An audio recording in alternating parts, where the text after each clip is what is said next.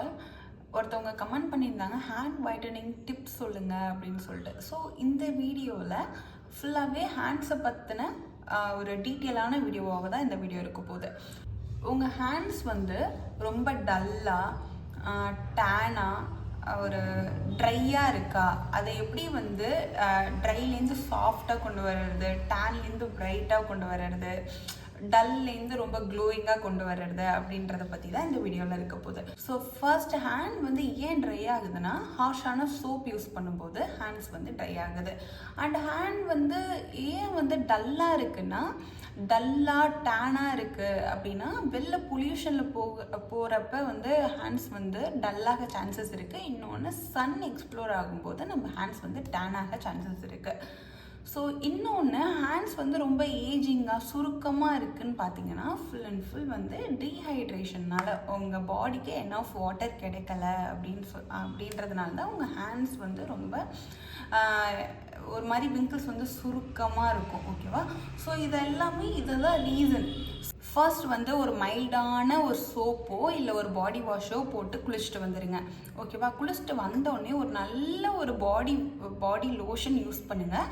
நான் வந்து இந்த வேஸ்லினோட குக்கா க்ளோ பாடி லோஷன் வந்து நான் யூஸ் பண்ணுறேன். இது ஸ்மெல்லும் நல்லாயிருக்கும், நல்ல ஒரு மாய்ஸ்சர் கொடுக்கும். இது வந்து நான் டே டைமில் யூஸ் பண்ணுவேன். இன்னொன்று நான் வெளியே போகிறேன்னா சன் ப்ரொடக்ஷன் அதில் இருக்கிற மாதிரி பார்த்துப்பேன்.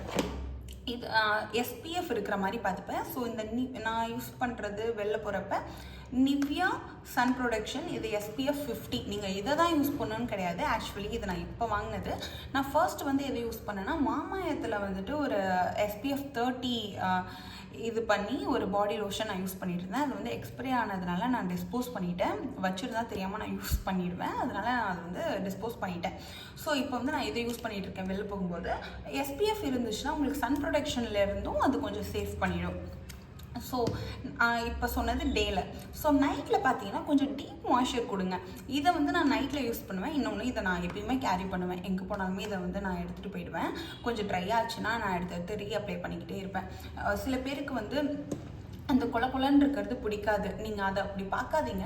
கொலன்னு இருக்கும்போது அந்த ரொம்ப ஸ்ட்ரிக்கியாக இருக்கும்போது, ரொம்ப ஆயிலாக இருக்குது அப்படிங்கிறப்போ நீங்கள் வெளில போகிறீங்கன்னா இருக்கிற டர்ட்டெல்லாம் அதுலேயே வந்து எப்படி சொல்கிறது, மேலேயே நின்றும். நீங்கள் வந்து வாஷ் பண்ணும்போது என்டையராக அந்த டர்ட் எல்லாம் வந்துடும். ஓகேவா? ஆனால் பிடிக்காது தான் சில பேருக்கு. ஸோ அதை போல் பர்சன் என்ன பண்ணுறீங்கன்னா, நான் ஸ்டிக்கியாக நிறைய பாடி லோஷன் இருக்குது. ஆக்சுவலி மென்ஷனே பண்ணுவாங்க நான் ஸ்டிக்கி அப்படின்னு சொல்லிட்டு. இதில் மென்ஷன் பண்ணலை, பட் இதெல்லாம் நான் ஸ்டிக்கி தான். இது வந்து கொஞ்சம் ஸ்ட்ரிக்கியாக இருக்கும். இதெல்லாம் வந்து ரொம்ப ஸ்ட்ரிக்கியாக இருக்கும். மேக்ஸிமம் நிவ்யாவில் எல்லாமே கொஞ்சம் ஸ்ட்ரிக்கியாக இருக்கும், பட் ரொம்ப நல்லா ப்ரொடெக்ட் பண்ணும். அண்ட் நான் வந்து பாடி லோஷனுக்கு நான் இதை யூஸ் பண்ணல, பட் ஹேண்ட்ஸுக்கு நான் தனியாக யூஸ் பண்ணுவேன். எப்பயுமே ஃபேஸ் வாஷ்லாம் பண்ணுவோம் இல்லையா, அந்த இடத்துலையே நான் இதை வந்து வச்சுப்பேன். இப்போது குளிக்கும்போது பாடி ஃபுல்லாகவே வாஷ் பண்ணுறோம். இன்கேஸ் நம்ம மார்னிங்கே எழுந்துச்சி ஃபேஸை மட்டும் வாஷ் பண்ணுறோம் அப்படின்னா நான் ஹேண்ட்ஸுக்கு மட்டும் இதை போட்டு வாஷ் பண்ணிட்டு வந்து ஆஸ் யூஷுவல் நான் வந்து பாடி லோஷன் யூஸ் பண்ணி ஃபுல்லாக நான் வந்து அப்ளை பண்ணி முடிச்சிடுவேன். ஸோ நீங்கள் ஹேண்ட்ஸை வந்து மெயின்டைன் பண்ணணுன்னு வந்துட்டிங்கன்னா கண்டிப்பாக ஒரு மைல்டான சோப்போ மைல்டான பாடி வாஷோ கண்டிப்பாக வாங்கி வச்சுக்கோங்க. இன்னொன்று பாடி லோஷனில் ஒரு நார்மல் பாடி லோஷன் ஒன்று, SPF இருக்கிற மாதிரி ஒரு பாடி லோஷன் கண்டிப்பாக யூஸ் பண்ணிக்கோங்க.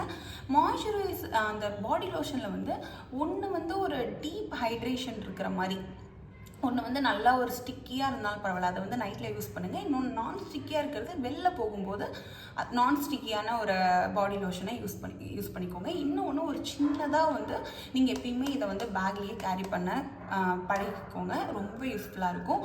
அடிக்கடி உங்கள் ஹேண்ட்ஸ்லாம் வந்து ட்ரை ஆகும், அப்போ ரீஅப்ளை. அண்ட் வந்து சில பேர் ஆல்ரெடி எனக்கு டேன் ஆகிடுச்சு, இப்போ வந்து கம்பேரிட்டிவ்லி ஃபேஸ் கூட என்னோடய ஹேண்ட் வந்து ரொம்ப டல்லாக இருக்குது, டார்க்காக இருக்குது, அதை எப்படி சரி பண்ணுறதுன்னு பார்த்தீங்கன்னா பேக் யூஸ் பண்ணுங்கள். பேக் வந்து கடலை மாவு, அரிசி மாவு, கண்டிப்பாக மஞ்சள் இருக்கிற மாதிரி பார்த்துக்கோங்க.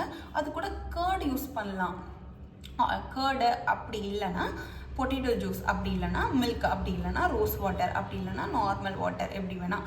சில பேருக்கு வந்து கர்டு ஒத்துக்காது அப்படின்றவங்க மில்க் யூஸ் பண்ணலாம். மில்க் ஒத்துக்காதுன்றவங்க பொட்டேட்டோ ஜூஸ் யூஸ் பண்ணலாம். அப்படி அதெல்லாம் இது பண்ணலைன்னா நீங்கள் வாட்டரே வந்து தாராளமாக யூஸ் பண்ணலாம். ஓகேவா? அதை யூஸ் பண்ணி நல்லா ஹேண்டில் வந்து அந்த பேக் போடுறதுக்கு முன்னாடி ஹேண்ட் வந்து ரொம்ப க்ளீனாக இருக்கணும். ஒரு பாடி வாஷ் யூஸ் பண்ணி ஹேண்டை வாஷ் பண்ணிவிட்டு அந்த பேக்கை போட்டு ஒரு 15 மினிட்ஸ் விட்டு நல்லா ஸ்க்ரப் பண்ணி ஹேண்டை வந்து வாஷ் பண்ணிக்கோங்க. வாஷ் பண்ணோடனே பாடி லோஷன் கண்டிப்பாக போட்டுருங்க. ஏன்னா பேக் போட்டோடனே ரொம்ப ட்ரை ஆகும். ஸோ அப்போ வந்து நீங்கள் பாடி லோஷன் போட்டுருணும். அவ்வளோதான். ஸோ இப்போ வீக்லி ஒன்ஸ் வந்து என்ன பண்ணலான்னா எக்ஸ்ஃபோலியேஷன் பண்ணலாம். எக்ஸ்ஃபோலியேஷன் வந்து சுகர் ஹனி வச்சு இல்லை கடல் மாவில் கொஞ்சம் ஹனி போட்டு எக்ஸ்ஃபோலியேஷன் பண்ணும்போது உங்களோட டெட் ஸ்கின் எல்லாமே ரிமூவ் ஆகி அப்போ நல்ல ஒரு பிரைட்டாக ஆகும். இப்போ இதை மறந்துடக்கூடாது. பேக் போடுறதுக்கு முன்னாடி வாஷ் பண்ணிவிட்டு பேக் போடுங்க. பேக் போட்டு முடித்த உடனே பாடி லோஷன் கண்டிப்பாக யூஸ் பண்ணணும். இன்னொன்று வெளியில் போகிறீங்கன்னா SPF உள்ள ஒரு பாடி லோஷனாக நீங்கள் உங்கள் கையில் போட்டுக்கிறது ரொம்ப ரொம்ப ரொம்ப அட்வைசபிள். நீங்கள் கையில் எப்பயுமே அதை வச்சுக்கோங்க.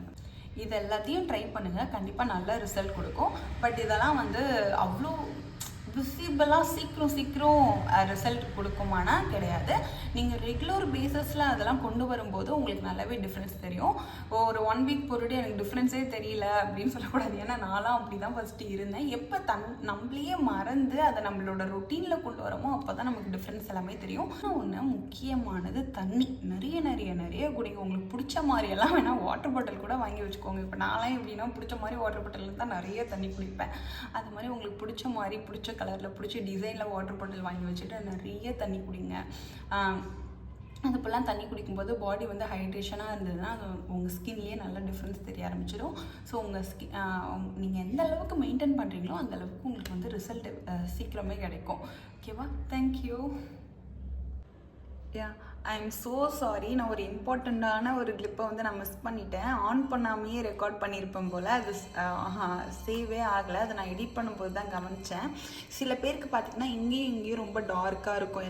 எல்லாத்துலேயும் இந்த முட்டியும் பார்த்திங்கன்னா ரொம்ப டார்க்காக இருக்கும். அதுக்கு என்ன பண்ணுறீங்கன்னா நைட்டு தூங்கும்போது இந்த சமைக்கிற மஞ்சள் இருக்கும் இல்லையா, அந்த மஞ்சள் கூட கொஞ்சமாக தேங்காய் எண்ணெய் யூஸ் பண்ணி இந்த 2 இடத்துலையும் மசாஜ் பண்ணிவிட்டு தூங்கிடுங்க. மார்னிங் வாஷ் பண்ணுங்கள். 1 வீக் இப்படியே கண்டினியூஸாக நீங்கள் யூஸ் பண்ணிங்கன்னா கண்டிப்பாக உங்களுக்கு நல்ல ஒரு ரிசல்ட் கிடைக்கும். அதை தான் நான் அதில் போய் ஆட் பண்ணணும்னு நினச்சேன். பட் எப்படி மிஸ் ஆச்சு சீரியஸாக தெரியல. I am sorry.